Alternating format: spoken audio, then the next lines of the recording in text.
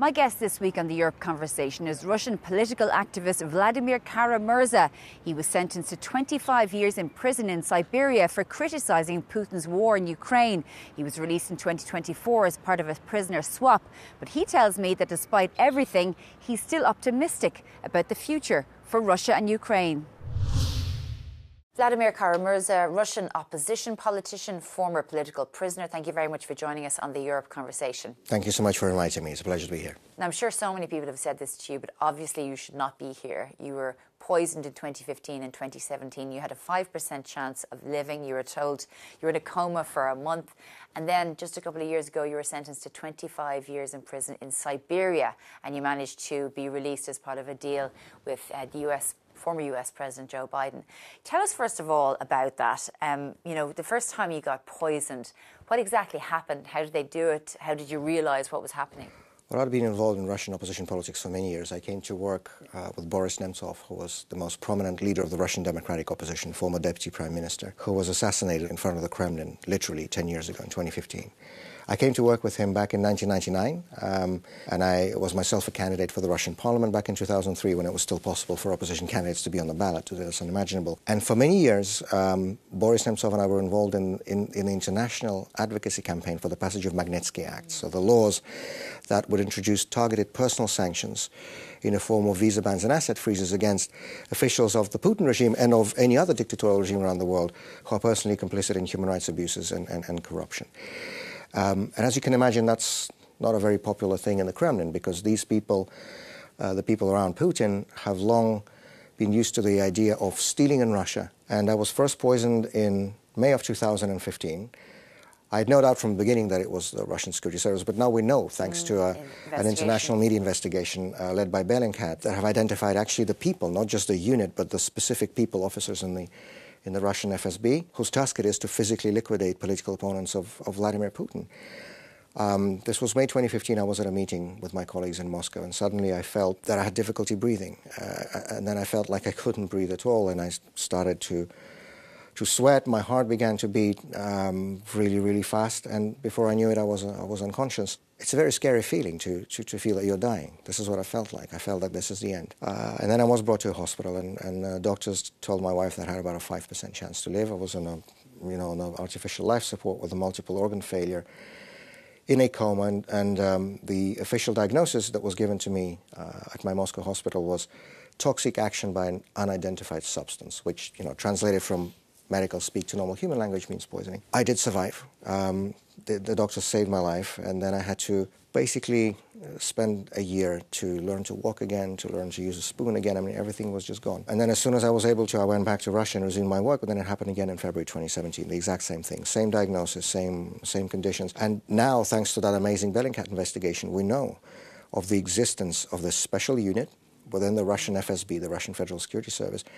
And so this is the reality of today's Russia, that there is a special government unit whose job it is to physically eliminate, to murder political opponents of Vladimir Putin. You were outspoken against the corruption and the sort of sanctimony and so on within Russia. And that trajectory has left us to a place where it's impossible to have an opposition politician. People are being poisoned, falling out, being thrown out of windows, assassinated on foreign soil and so on. I mean, how did it get to that point? Was it that the international community ignored Putin? Well, it was shocking and shameful, frankly, the way many Western leaders behaved when Putin came to power. There's this myth that is often propagated nowadays by people both inside but also outside of Russia, very often for reasons of self-justification.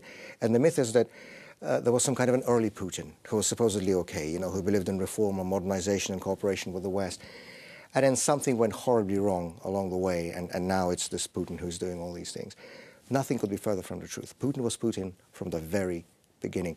In fact, I remember very well the day I understood exactly who that man was and what direction he would take our country. On the 20th of December, 1999, this was before he became president, he was still prime minister, he came to Lubyanka Square in Moscow at the former KGB, now FSB headquarters, to officially unveil a memorial plaque to Yuri Andropov, a long-time former Soviet KGB chief, who was one of the people instrumental in the 1956 invasion of Hungary, who was somebody who prioritized the suppression of domestic dissent when he was chairman of the KGB, somebody who embodied everything that was wrong with the communist system. And it is to this man that Vladimir Putin chose to unveil a memorial plaque. In Russia, symbols are important. In Russia, symbols matter.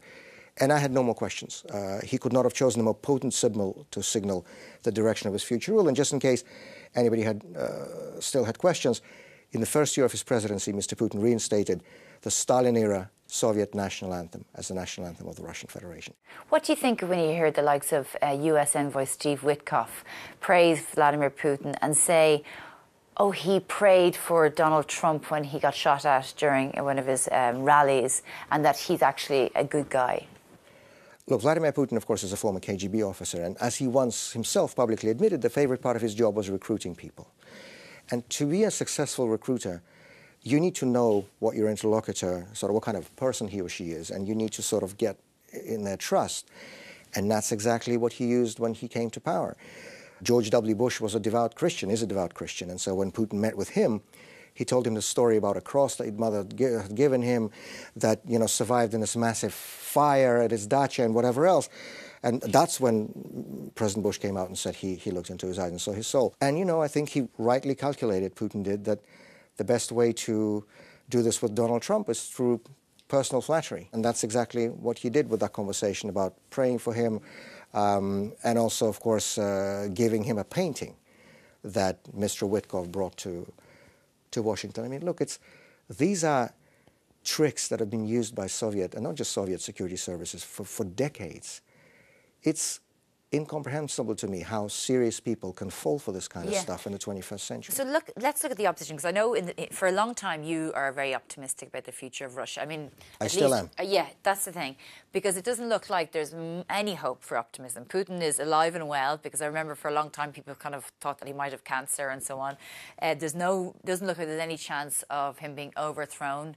Prigozhin sort of tried that and failed. I'm not just a politician, I'm also a historian by my education. And the one thing we know very clearly from the history of Russia is that all major political change in our country happens like this. Right. Swiftly, suddenly, and completely unexpectedly. Both the Tsarist regime at the beginning of the 20th century and the communist regime at the end of the 20th century went down in 3 days.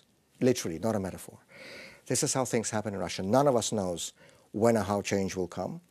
What we do know is that nothing is forever. And everything that had a beginning will have an end. And every dictatorship in the history of the world has fallen.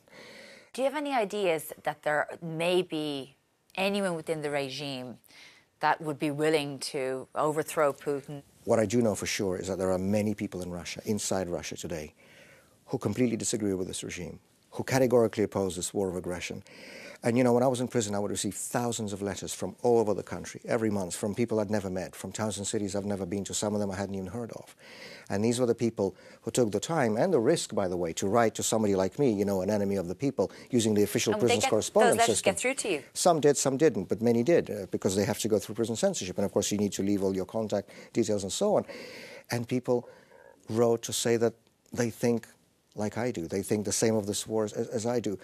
And you will remember last year in 2024, we had a so-called presidential election in Russia with, a circus with Putin and a couple of pre-approved clowns running alongside him on the ballot. And then suddenly there was this guy, this candidate, a former member of parliament and a lawyer by the name of Boris Nadezhdin, who announced that he would run as the anti-war presidential candidate, saying he's against the war in Ukraine and he would end it on day one. And the public response was just unimaginable. Suddenly, all over Russia, in large cities and small towns, you would see hours-long queues of people standing at his campaign offices to sign the ballot nominating petitions, because you need to get a certain number of signatures to be registered as a candidate. And this was happening all over the country. And, I would see in the letters, people would send me the photographs from those long lines, and people were saying how important it was for them. Absolutely, because, the Putin propaganda tries to convince everybody, both in Russia and in the West, that, the Russian society is this monolith, that everybody supports Putin, everybody backs the war. And of course, he was not allowed on the ballot, as usually happens in Russia. But that was besides the point, because suddenly people saw that there were people like me, that they were not alone. Just final question, because, you're obviously a historian as well. What was it like to hear you were being sent to prison in Siberia? Because we hear of Siberia from the Cold War, from the Soviet Union, and even the image of it straight away, it's just cruelty, inhumanity, death. What was it like when you heard that? And what was it like being a prisoner in Siberia? I mean, obviously you thought you were never coming out. You were given 25 years. Yes, I was certain I was going to die there. And that exchange that took place last year was a miracle. This is the only way I can describe it.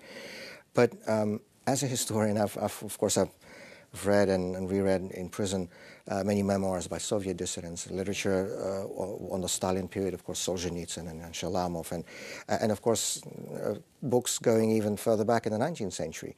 The city where I was in prison, for example, Omsk, is a large city in western Siberia. This is where some of the Decembrists were imprisoned back in the early 19th century. This was where Dostoevsky was in prison, so his letters from the House of the Dead was written on his experience in prison in Omsk. And then, of course, in the 20th century, Solzhenitsyn was in that transit prison in Omsk and so on. What was really astonishing to me is that how everything down to the last details is still exactly the same as it was in communist times. For example, Alexander Solzhenitsyn, in the first circle, he describes at the very end the route that the prisoners were taken from Moscow to Siberia by, and they went through the Kuibyshev transit prison. Now, Kuibyshev today is called Samara, back to its original name. That was exactly the route I was taken by the Stolypin carriages, which is the Russian prisoner train transports, which again haven't changed in a century. And so, you know, there's this saying that every historian subconsciously wishes to personally experience the subject of his study. I guess be careful what you wish for if that is true. That's what was going through your head as well, I'm sure, at the same time. As well as that you're doomed, but also, oh, this is how I imagined it. But also, we know how it ends. We know that none of these regimes continued. We know that all of these regimes fell. The Tsarist regime fell, the communist regime fell, and this one, the Putin regime, will fall absolutely any time. This is the point about Russia. We don't know. It might be in 5 years, it might be in 3 months. Lenin, in his famous speech in Zurich in January 1917, said that we old folks will not live to see this coming revolution. Revolution happened in 6 weeks. Brilliant. Vladimir Kara-Murza, thank you very much for joining us on the Europe Conversation. Thank you so much for inviting me.